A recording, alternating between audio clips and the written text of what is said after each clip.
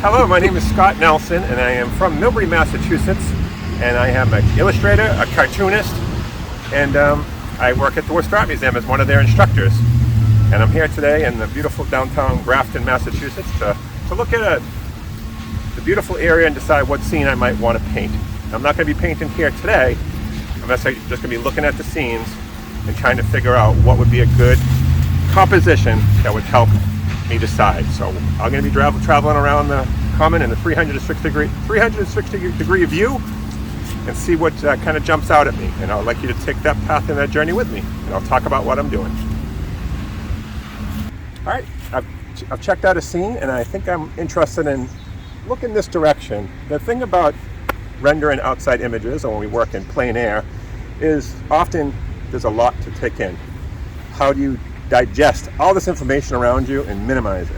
And in my classes, I like to that's my process, is I like to simplify a scene by deconstructing it, rendering it, taking it down to the most simplistic version of itself as possible, and then building it back up. So what I'll be doing here today is not to do a full scene, it's just to work on a composition. And we do that by rendering thumbnail sketches. Thumbnail sketches are small, very specific sketches that are loose. They're typically very messy. In my classes, I want to time box them too. I might set myself to 2 or 3 minutes, sometimes even 45-second sketches. Today I might go a little bit longer so I can just showcase what I'm doing and why. But at the end of our time here at the Grafton Common, I'd like to have a few different versions from that 360 degree angle, and really have a kind of a behind the scenes reason what might make a good composition and what I might take back to my studio and do a finished painting. So when I look over my shoulder here, many people recognize this particular area as the gazebo itself. And right now it's under construction, so visually it's not that pleasant to look at, but we can pretend it's in all its glory. So if you look at the surrounding area right here, what do you focus on? Now, again, I think of simplistic shapes. So if I'm to think of this as a rotary, what's a rotary? It's a circle. What would be a circle if you laid it on its side? It's an ellipse. So I might start off initially by rendering an ellipse to get the general idea of what I'm seeing here in front of me.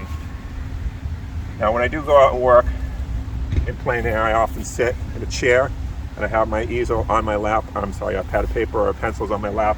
I might not always work in an easel, but this is nice to be able to kind of get up here and work.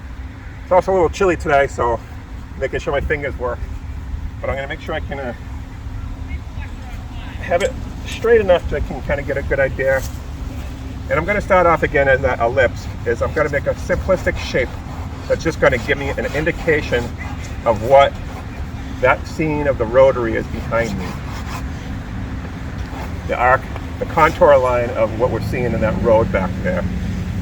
If you know the area, it starts to go drop down the hill, so right in the background there's a nice business back there, and then the road drops away. So that the depth that I'm looking at right here might be something I might be interested in capturing in a painting. I want to be able to see it. It's hard on camera.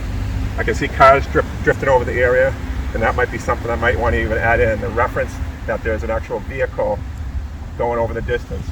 Now you see, I don't know if we can zoom in or you can get a better idea. I typically draw in basic shapes. That's what I teach my students.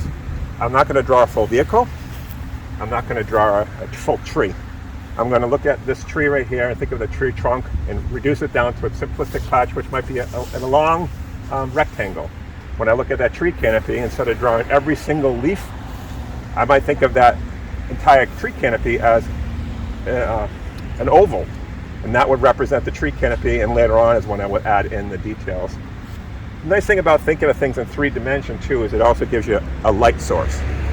The light source right now is over my shoulder, so the shadows aren't exceptionally long and brilliant today, but it's something I would consider when I'm drawing and thinking about a painting. So if the shadows are going away from me, plein air means you're trying to keep up with the time of day, and sketches sometimes want to showcase that. So I will continue drawing using simple shapes, basic shapes, and I'll talk through what I'm doing, but you're not going to see a finished drawing right here. This will come back at the end and we'll be able to hopefully look at something if this is the sketch I choose, and off we go. So continuation, there's that contour line of the rotary. There's the building in the background, which can be simplified down to just another rectangle. Okay, and there's a building to its right, as like I mentioned, drifts down the hill, which would be another rectangle. And there's a vanishing point that goes down the hill. So as those cars come down around the rotary and then head away from us, that would be follow that contour, the vanishing point down the hill. Now I have a bunch of trees in front of me. Again, simplify them down to just a rectangle, simple shapes. I should probably go to darker pencil so we can see this a little bit better.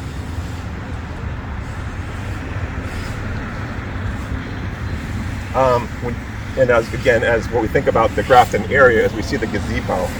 So I'm not going to draw every nuance of the pillars and the handrail and the roof. I'm just, again, going to think about how it fills up that space in its relationship to everything around it. So that roof, a box or a square. And again, you're starting to see through behind the tree, through the gazebo, down the hill, around. There's a lot going on, and when I think of this right now, I don't know if it's a kind of would make a really good subject matter for a full-out painting. We'll see. I'll just give it a little more time. But that's what we want to do when we're getting out into the world and taking a look at scenes and seeing what is exciting to look at. Sometimes we want to key in and focus on smaller details and nuances. In the end, I might come to this very busy area, and I might just draw the roots coming out of the ground of this beautiful tree next to the park bench. Or I might draw the church over there, the steeple. Again, it's what appeals to you in that moment and what's working for the environment you're painting in. So again, here's the sidewalk coming at us, heading to that vanishing point. With some cars in the background, help. Let's check that out. Throw a few cars in there. Like we say it in New England, cars. Or maybe I can call it an automobile. Now I know they have this other tree. Maybe it's off camera, but it's to the right. I like to actually have my images spill off the painting, so that might be something to showcase the key your eye in on. Little tree over here to the side. Again, that would be an oval. I want to draw the entire tree. I just think about the tree itself as a simple shape. So maybe add that roof. I might darken that roof off back there so it jumps off the paper a little bit more. Gazebo as well. The wind's catching my paper here, but maybe I can flip it so that I don't have to keep holding it.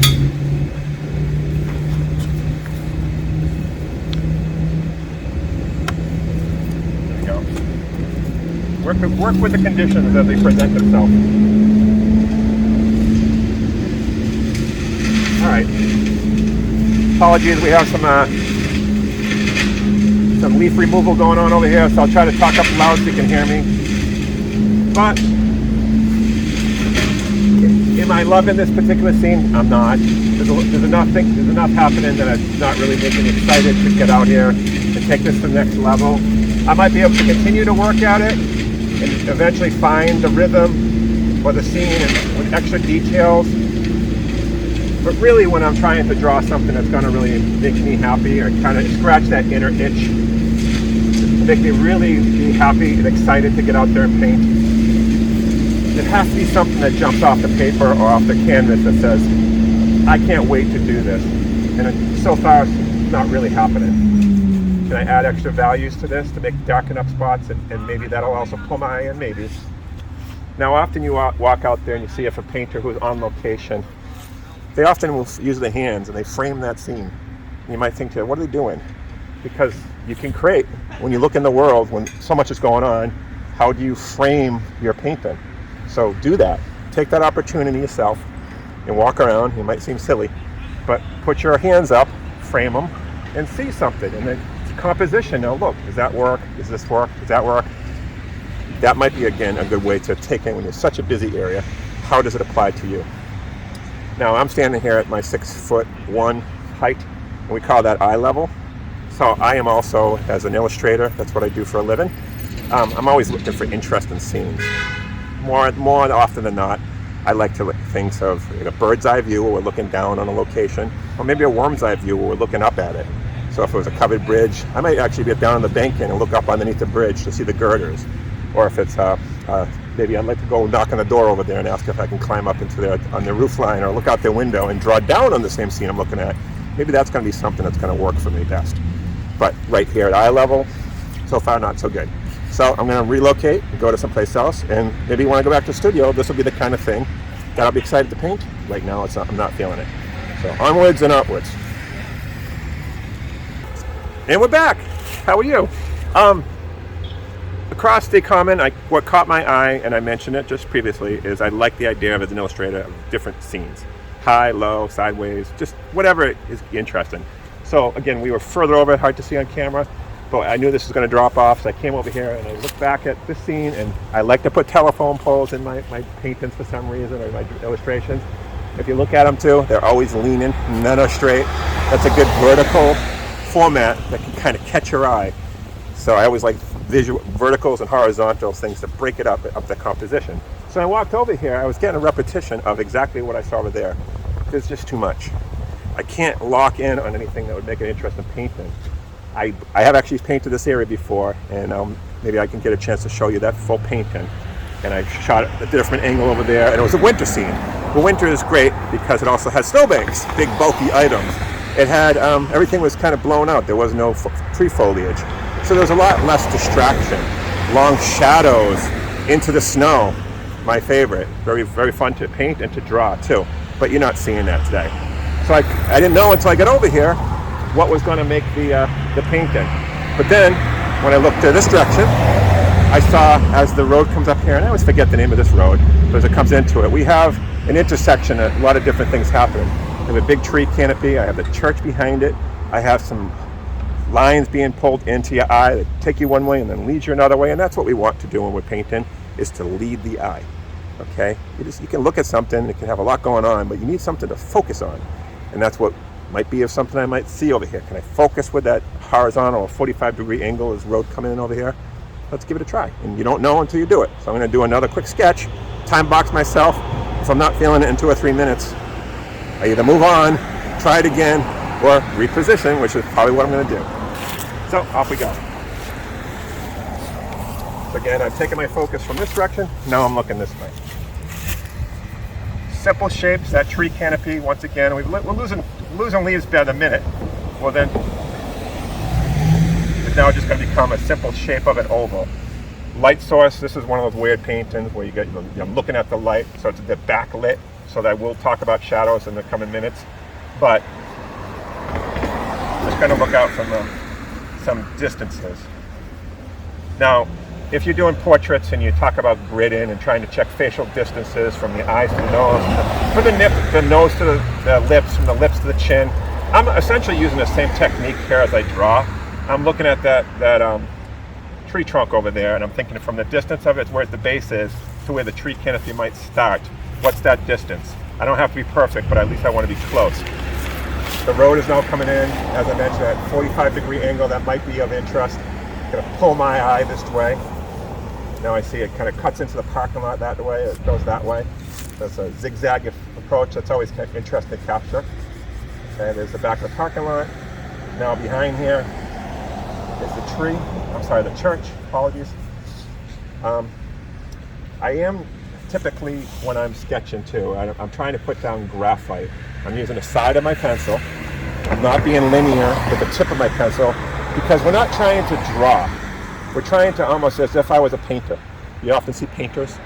They stand there with their palette in their hand, and they're the typical painter, they're waving away. And you say, what are they doing? And the idea is trying to get down a lot of paint onto the canvas and move it around and be kind of like a Monet, to capture the essence of the paint and not try to get details. Details can come later back at your studio, but when you're on site, just get the gist of it down. And that's what I'm going to do here. So I'm holding the pencil.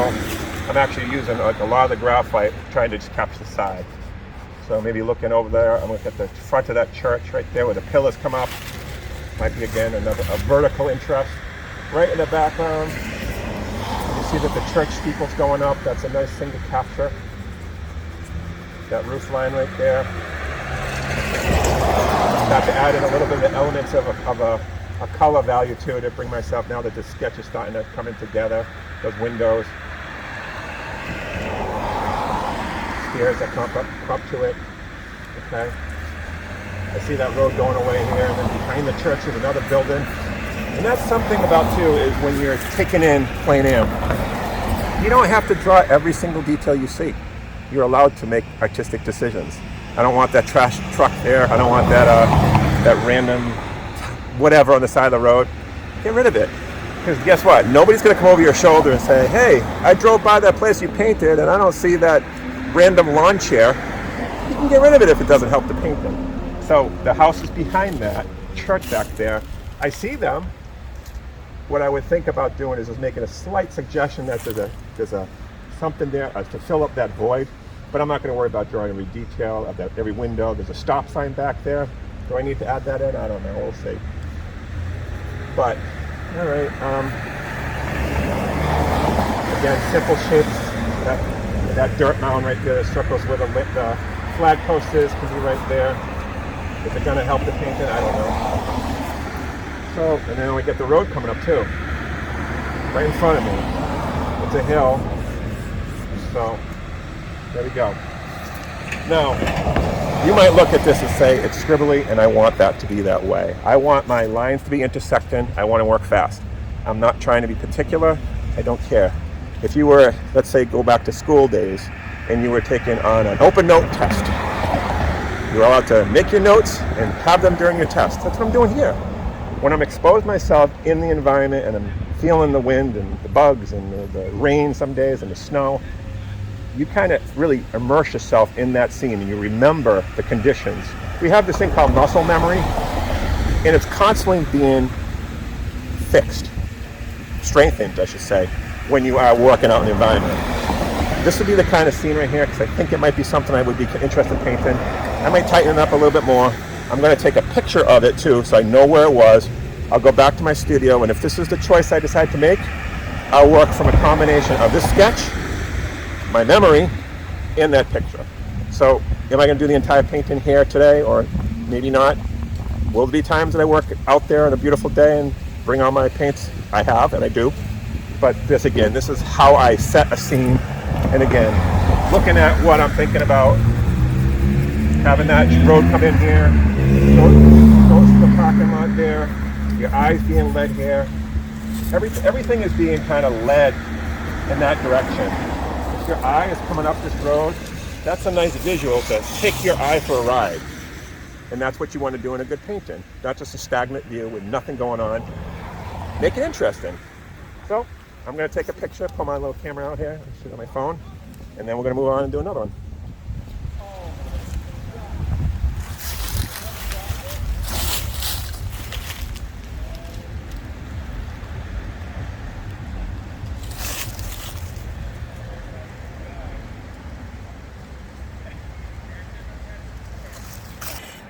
Now I've paused right here because, as I mentioned, from across the common, I like the idea that this road drops off. And I'm seeing that right here too. Especially you can see it in the foundation lines, okay? You can see where we're at street level, and it drops down the hill. You're leading the eye, just like I just recently did the last sketch. Is this something I want to draw or paint? I like the idea of having the side of the building framed here, and maybe that, but again, there's a lot going on with every one of those windows. And I'm not sure if I really want to spend all day painting and drawing windows, but I do like this scene. So I just want to pause here for just a second and say, caught my eye, but I'm moving on. And we're back. We moved locations once again. As I started off saying I want to paint the Grafton Common, and immersing yourself right in the middle of it, you can see sometimes the issues, so much going on. So let's, again, get close, step back, go high, go low. It's anything you can do to, again, scratch that itch, say, this is what I'm really passionate to do. Now, I don't believe I'm trespassing. I'm right in the border of the train tracks to my right here. But I do enjoy the modernization of things that work into buildings. And I like the idea, again, with these train crossing signals here.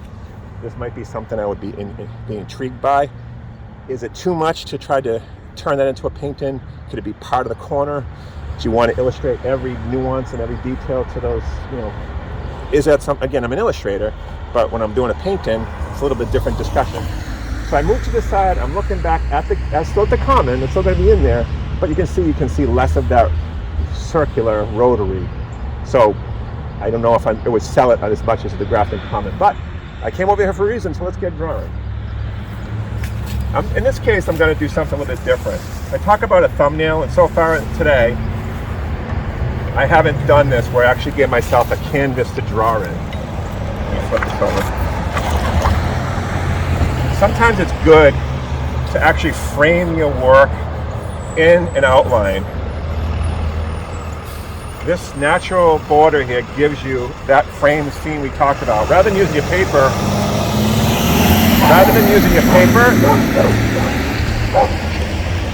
sorry, letting the bus go by, making sure I can hear.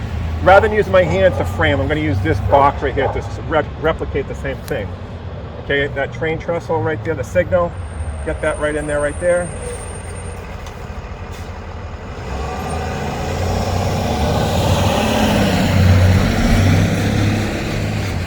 Okay. Behind there is part of the intersection. Okay. Behind there is another tree canopy showcased by, again, a simple shape. I'm not going to draw every tree branch remember on site. I'm just going to get the idea that there's branches that'll be here and leaves that'll be on the tree, and that's enough for the on-site sketch. Okay, now behind that there's additional trees. There's additional tree canopy. And the light source is difficult right now because it's coming straight at me, but so I don't see any long shadows. But what is capturing my eye right here is as the cars, and you can probably see them in the videos, they head around the corner here, they head straight. There's also the road that comes from the left. I like that idea that the road is kind of swooping in here, and then they can see the curve right here. So it's that progression of cars come into scene and then leave scene. And again, although we're not going to be drawing and painting cars, maybe we will, we'll see. You still get a sense of movement just by utilizing the roads. So whether you're in the woods painting a babbling brook, or you're out in the street painting a busy street scene where you see people moving. And I do add a lot of figures to my scene now. I like to anchor my drawings with an actual person. It'll be a simplistic figure being walked. I'd actually have to ask somebody to go over and pose, but I might actually have a person walking the sidewalk over there. Now, again, I'm not sure if you can see it on camera, but over in the Grafton Common, there's a strip of buildings right here that has a lot of some of the local businesses in the old town hall, I believe. Okay, that's kind of framing in the side of it. I like that idea that my eye is still being led. I see this movement of the roads, and I see it being led some way off the distance.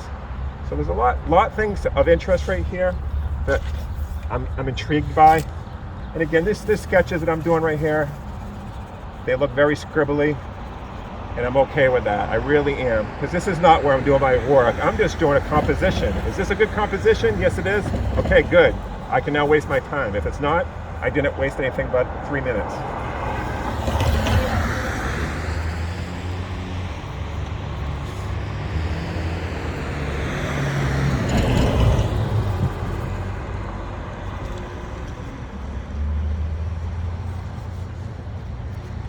Now, I mentioned that box right here, having that frame in my work.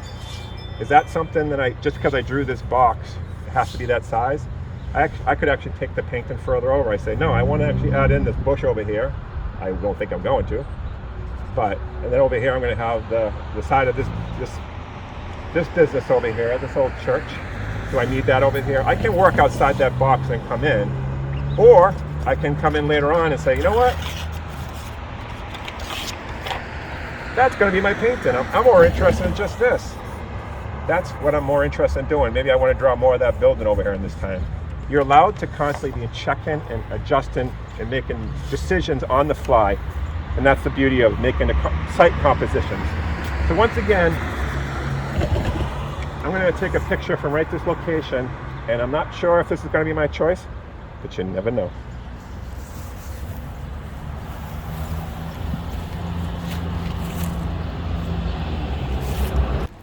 and I've moved once again. Okay, it didn't move that far this time, maybe about 50 yards at best. But as I was walking this direction, I'm intrigued by, again, I want something that's going to be a standout that your eye can key in on. I like the shape of this tree from the other side. I'm still drawn to that way that the road drops down over the corner over there. I don't know why. I just like the drop-off idea. And also, this fire plug right here, this fire hydrant. Is that something that my eye can key in on, and that might make the painting? Some small little elements that kind of anchor your eye to the painting. We don't know until we get the sketch. So I'm going to try it once again and do another quick one. There's also a monument right here, and the way I've set up, being distracted by this tree, but that's okay. I can showcase the tree canopy, and then showcase there's a monument behind it. Your eye will know it's there, but you don't need to know every single detail. So make sure my easel is not ready to flop over. The hazards are working when you're running around.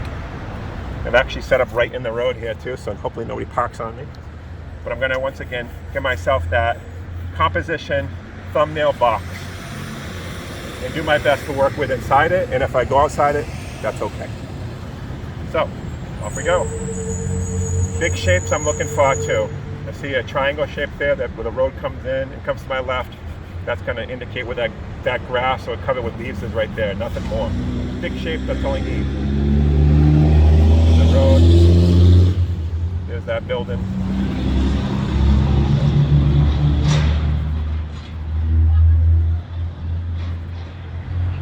Now here's where it's getting tricky, because I really want to show that road drops off where the car or the truck just went over. I really think that's going to be, if I can capture that, I'm going to be happy. So I don't know if it's going to end up being my painting, but we'll see. But I like the idea that it's dropping off.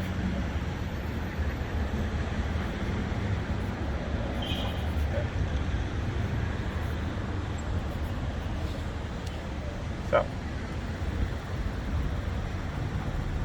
I think this one might require me to pull out my blending stick too to kind of work on the values. We always want to have three main values in anything you paint or draw: light, middle tones, and dark values. If you can solve that problem in your paintings, and paintings are problems. You're just not drawing for the heck of it. You're trying to solve a problem, entertain the human eye. So, middle tones, dark tones, light tones. I might pull out my blending stick here to capture that dark tree that's back there, the tree that's in the background that's dark, the middle tones of this building, the light middle tone in the road here. Just, again, is there enough of a balance between light and dark? We'll see.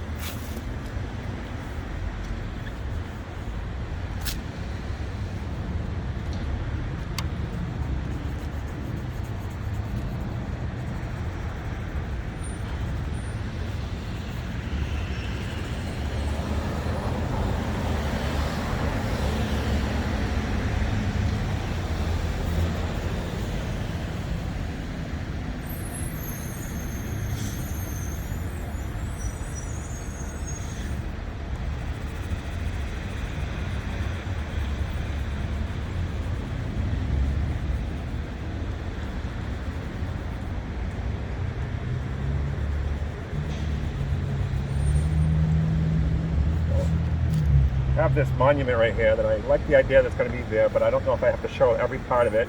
But to capture it, I would go outside my composition box. So that's going to be okay. So I'm going to extend that over here so I can capture it. Capture that where that railing's going to be. And then showcase that the monument is going off paper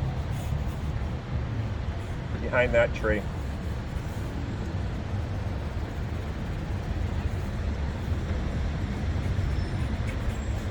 What about that fire plug? It brought me over here. I might gotta get it in there, right about there. Okay. Make sure my easel doesn't flip over.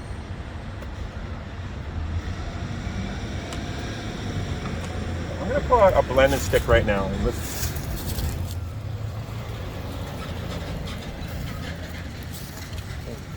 now I often render and draw when I'm like this, sometimes using graphite powder.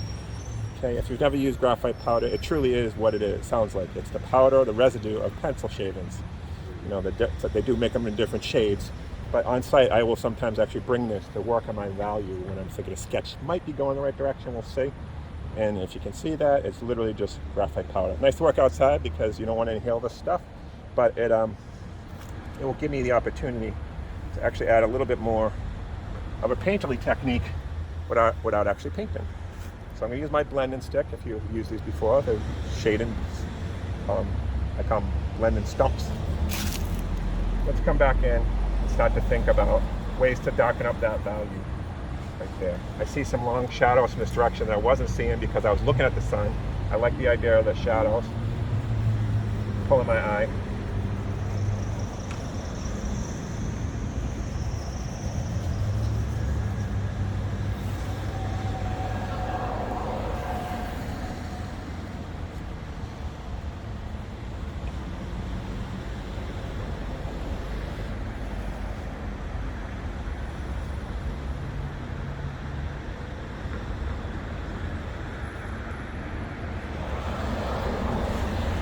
And I started off with my thumbnail box. I actually kind of like the idea that you can see part of the street here in front of us. So I might change my composition a little bit more and show that this is concrete. So there's a lot going on. So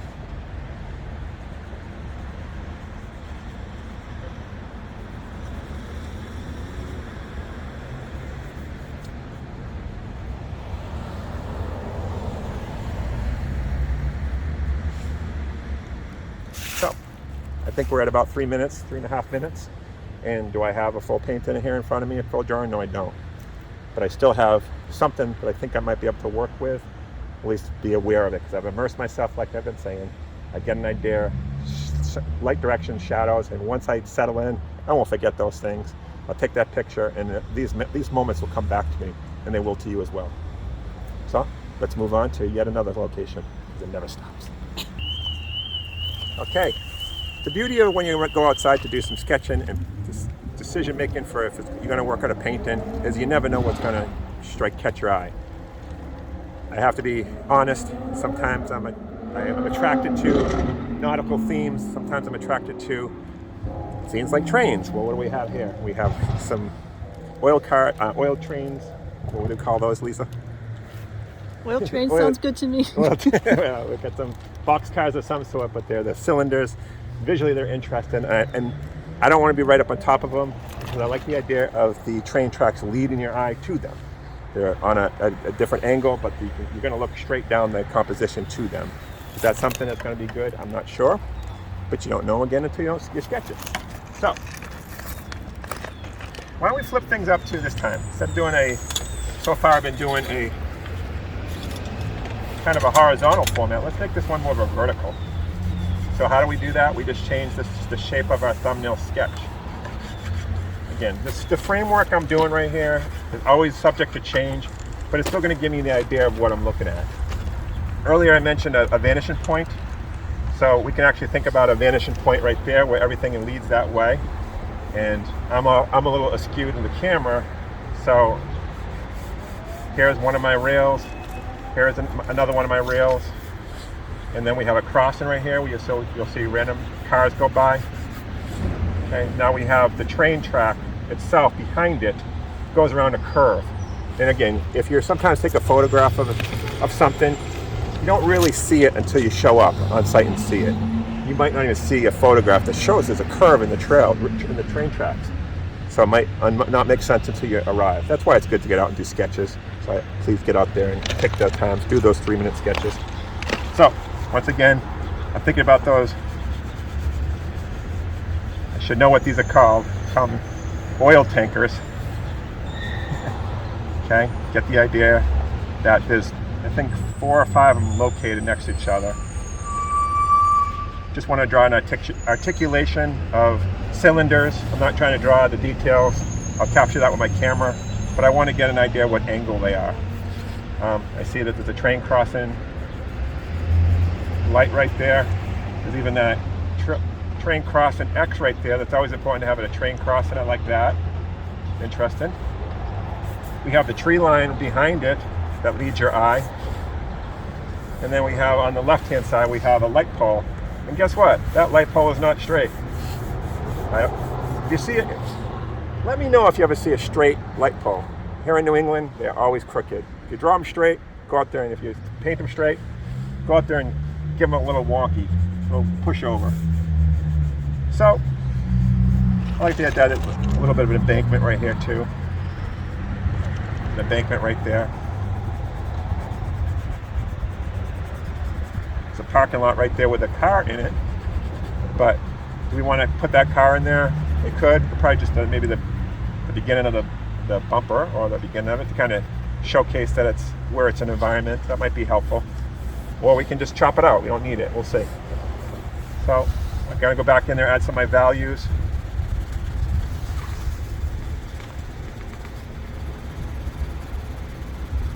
I know that these are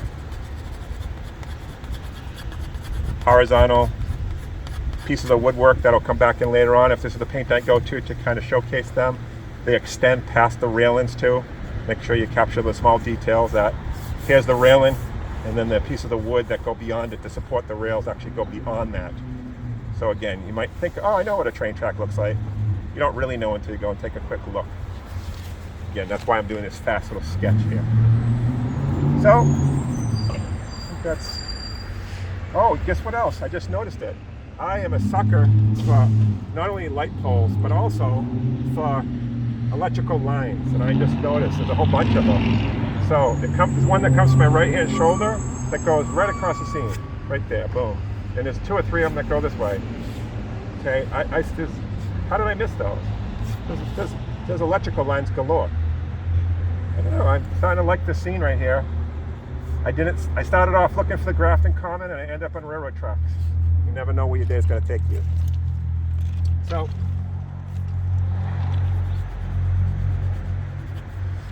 I could pull out my graphite powder and work on these values. I'm going to pull out my camera because I don't really want to stand on the railroad track for too long. We did have a train just go by a minute ago, so I think we're safe.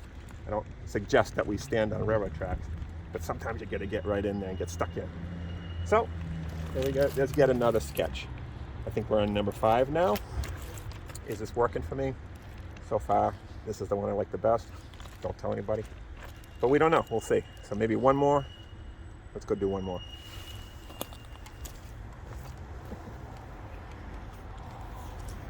Did you like this one? Yes. I love trains.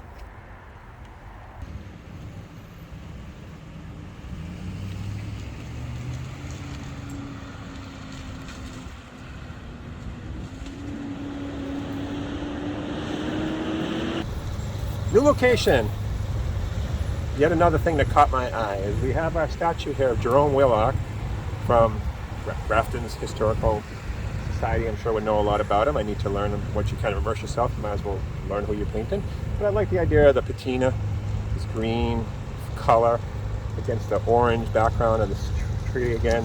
I'm interested in, again, the church steeple behind it. There's a lot of interesting things coming together. I do have a section of road to lead my eye. But also what really intrigued me is the idea that I'm at that worm's eye view where I'm looking up at him. It's not something you get a chance to see. He's up on a pillar, so we see up from underneath that jawline. That might be intriguing to paint. It's not something you often see.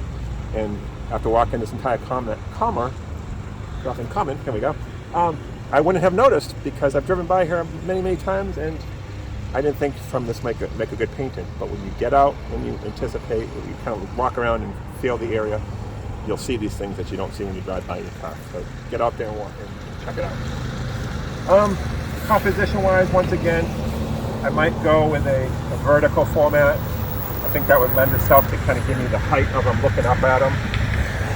I mentioned earlier that I do like to draw figures in a lot of my paintings now too.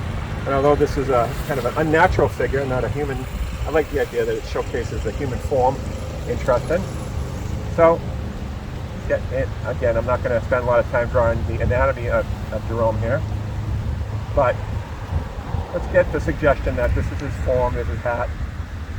Okay, there's his shoulder, he captured that line of his shoulders, his trunk of his body, right there, his arm,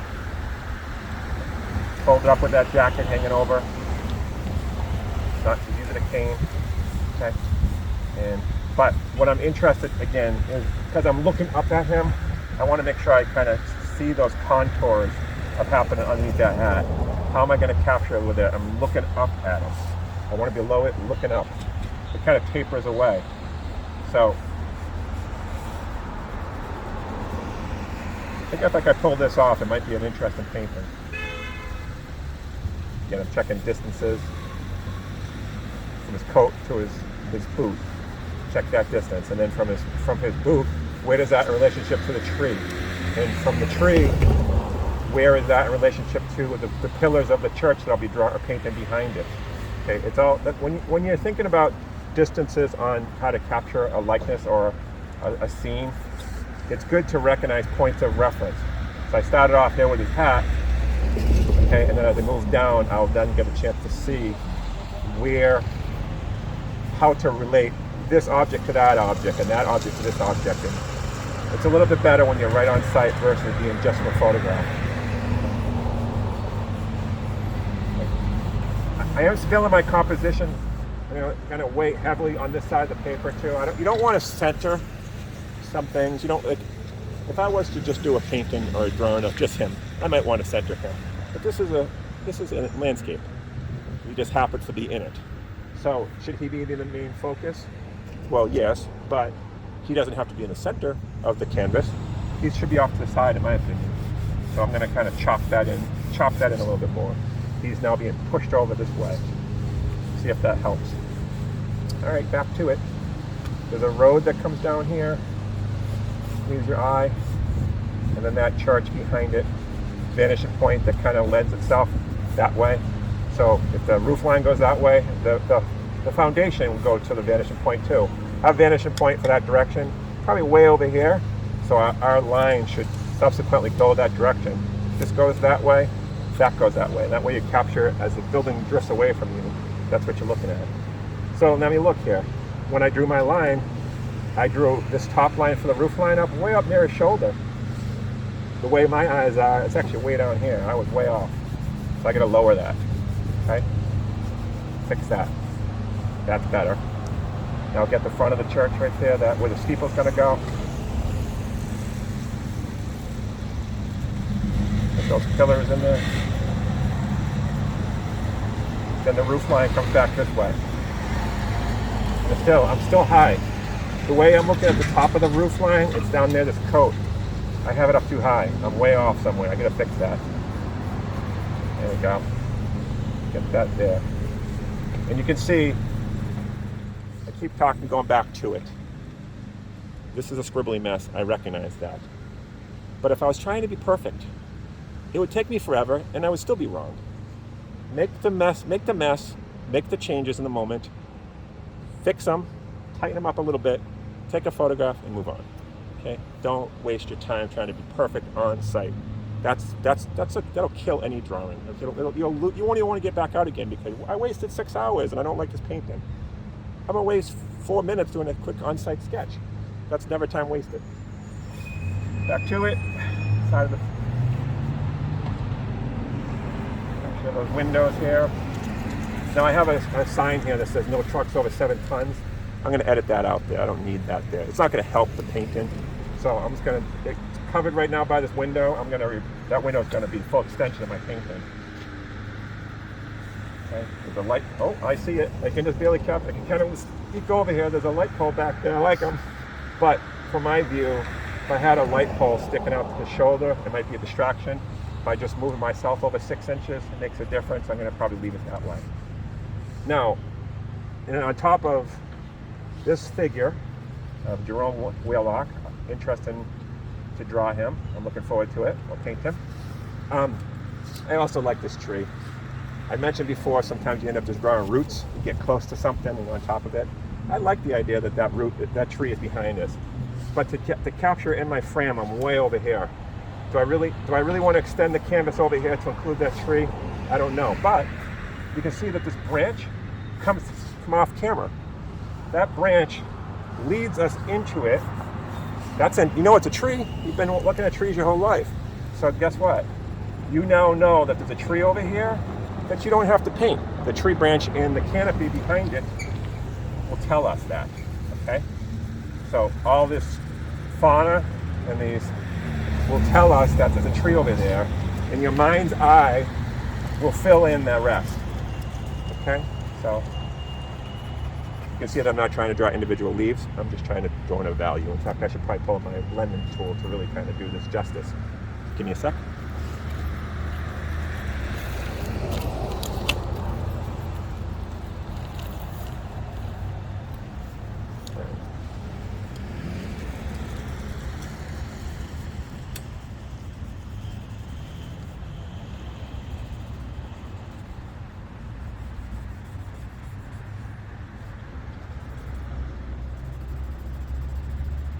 I do like the idea now that as I'm changed directions in this sketching environment so far today, that I've moved with the light a little bit and I'm starting to see interesting shadows on the side of this block right here.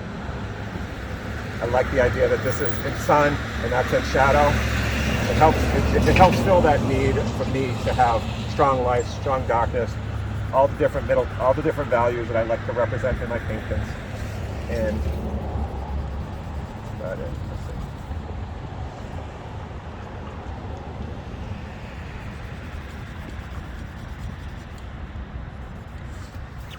Pencil.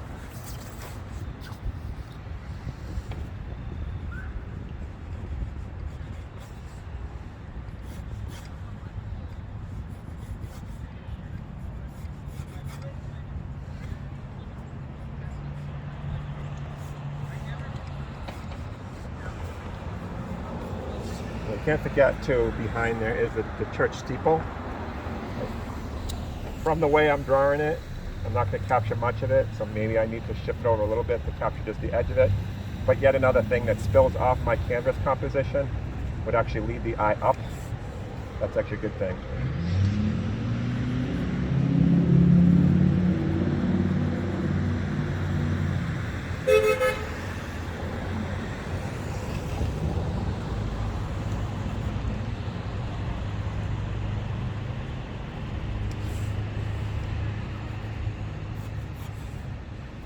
Right?